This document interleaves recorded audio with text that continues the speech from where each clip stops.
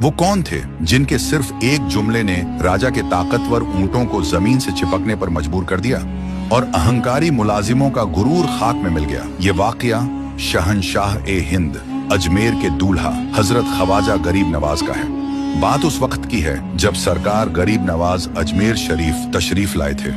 आपने इबादत के लिए एक दरख्त के नीचे कयाम फरमाया, मगर वो जगह आम नहीं थी।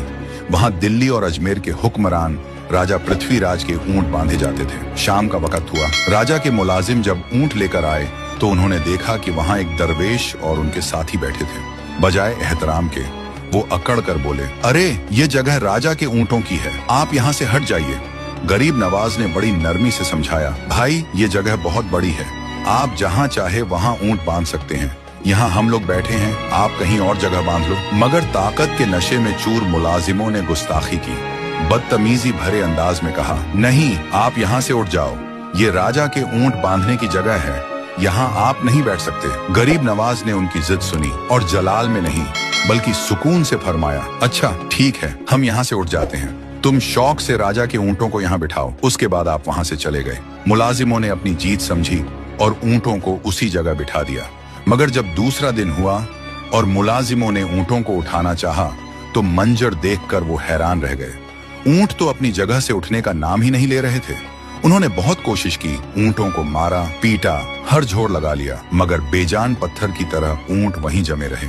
उनकी कोई भी कोशिश कामयाब नहीं हुई। घबराए हुए मुलाजिम भागते हुए राजा के पास पहुंचे, सारी बात बताई। राजा भी ये सुनकर दंग रह गया, सोचने लगा कि आखिर माजरा क्या है। उसने पूछा, तुमने ऐसा क्या किया था, याद करो।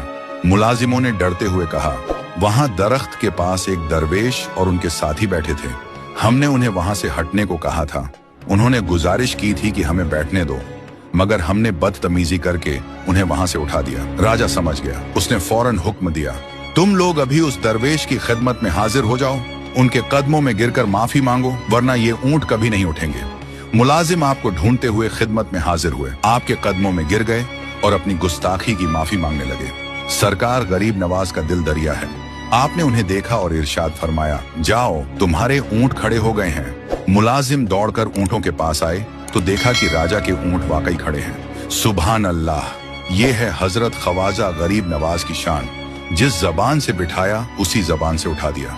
वाकई आपकी शान निराली है। अल्लाह रब्बुल इज्जत से यही दुआ है कि सरकार ख्वाजा गरीब नवाज और तमाम औलिया अल्लाह से मोहब्बत करने और उनके बताए रास्ते पर चलने की तौफीक अता फरमाए। कमेंट में आमीन जरूर लिखना।